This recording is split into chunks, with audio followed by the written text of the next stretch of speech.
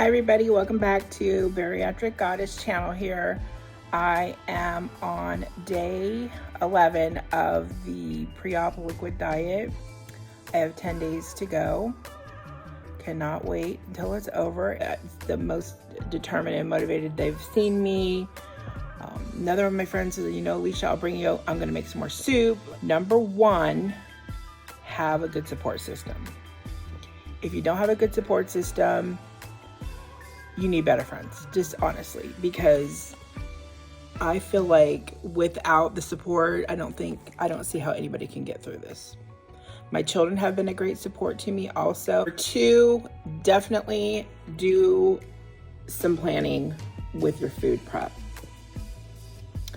I can't thank my friends enough. They literally made all the soups for me. But if you don't have,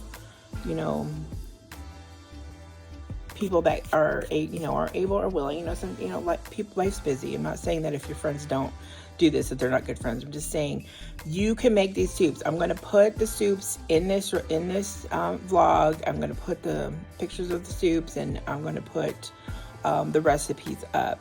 You can make these soups. These are easy, and really all you need is like a good base, a good like vegetable broth, a chicken broth, beef broth.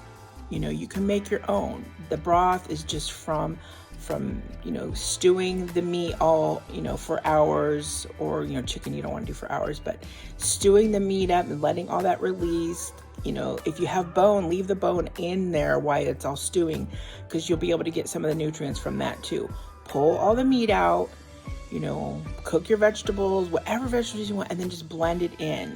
My dietitian even is allowing me a little bit of beans and lentils for this, as long as it's blended really good and, it's good protein.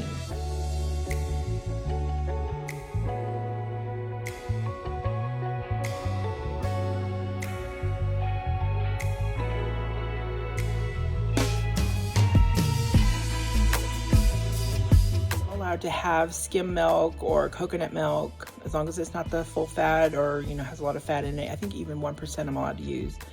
You can use that to make it like a creamy soup. There's just so many spices out there, I know, but just remember, you can do this, and you don't just have to eat just plain broth. Like, I don't know, I can say that I'm not a dietitian, I'm not a surgeon, I'm not an expert in any of this. I'm just going off of what my dietitian has allowed. It just helps. I am not scared. I am an advocate for myself. I would definitely, if I have questions, I'm not afraid to ask. Don't be afraid to ask. You have to ask the questions. Make sure that you know what you're doing before you get into the pre-op liquid diet.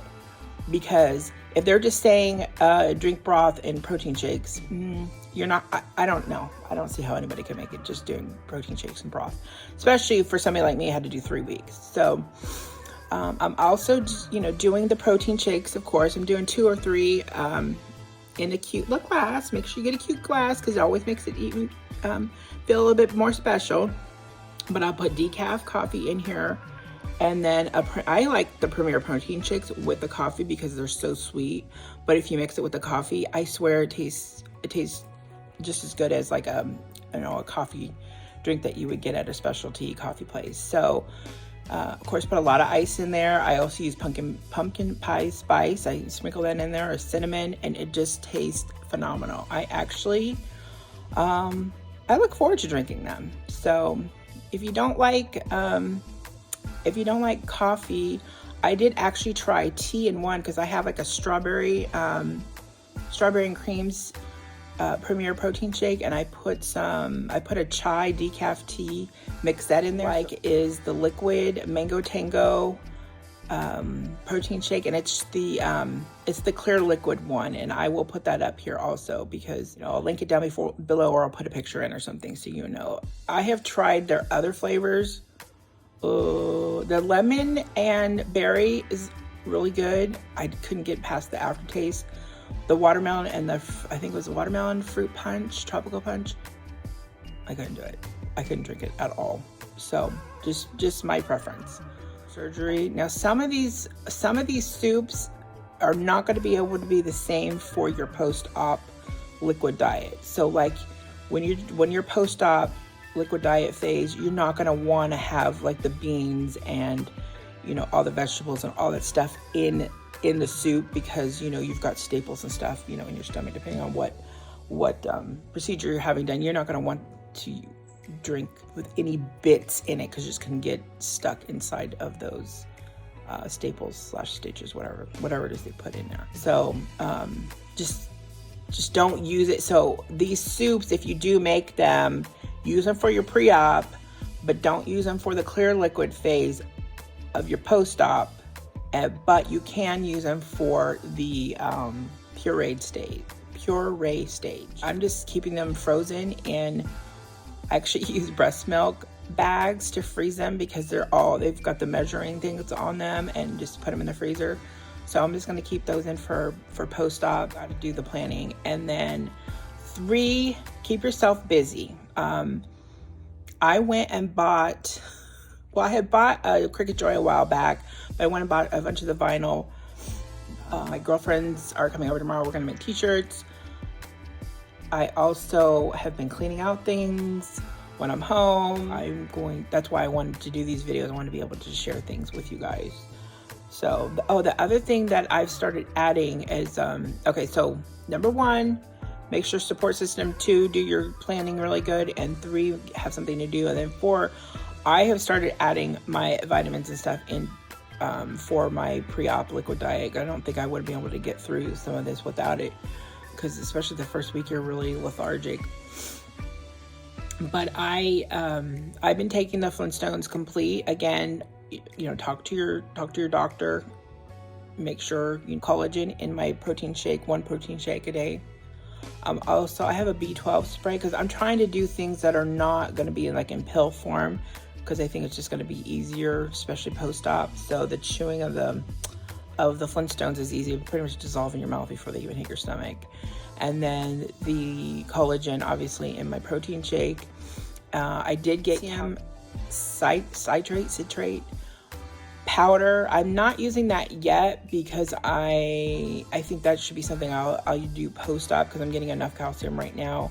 I'm getting calcium within the vitamins, and I'm getting calcium within the milks that are in, you know, the protein shake, and sometimes I make my own, and it has milk in it. So I'm not using that yet, but I found that it's very important to use calcium.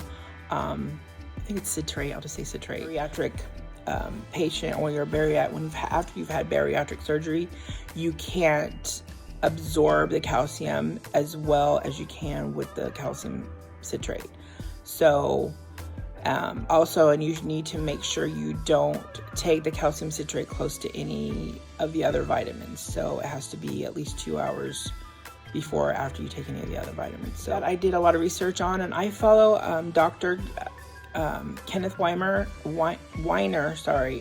on YouTube. I've also read his book, and he's been doing bariatric surgery for years. He's phenomenal. He's been doing this, I think he said 30 years, 25 years, something like that. What he's noticed over the years is people who are getting malnourished after bariatric surgery, they are not doing their vitamins. 1, they're not eating well, and they're not doing their vitamins. Now, there's a few that do have complications. I'm not saying that everything's perfect, and there are risks with the surgery, but majority of the people are not taking their vitamins, and they're not keeping up with iron, their iron specifically, and they're not getting their blood work checked. So majority of the people that come in with issues that come back after, after a year or 5 years or 6 or 7 years to see him, what he's noticed is a lot of it is from low iron. And he requires all of his patients to take chelated iron. I also read that liquid iron is easier to absorb. So I purchased chelated liquid iron for post-op. I don't need it right now because my blood work is fine, but I know post-op is something that I'm definitely going to have to start using. So I'm going to add that again. Talk to your doctor to make sure you don't, because you can get sick from having too much on for your hair. So the collagen that I take is for skin. So as you know, a lot of patients, they start losing a lot of weight, and like some of this fullness, you know, that I have on my face, you know, it's gonna like sink in, and then you're gonna start probably seeing like all of my all my wrinkles. So I started doing the collagen. Yes, I'm vain. I want to look cute. So I'm sorry. I started doing the collagen. Thank you, my friend Gloria, for giving me the collagen. She gave me a big thing of collagen. Can't even taste it. Put it in my protein shake. Can't taste it at all. So I'm taking that, and then biotin for my hair, because that's a huge thing for bariatric patients where they start losing hair. Follow me. I will make sure that the stuff that I'm using post-op, that my blood work is good enough for it too. So anyways, this video is long and I'm starting to ramble, but I wanted to share everything with you guys. Thank you so much for watching. Please subscribe. If you're just watching and subscribing, you're not going to get notifications for my videos, and I really want to be able to share my journey with you guys. Thank you so much. Have a good weekend.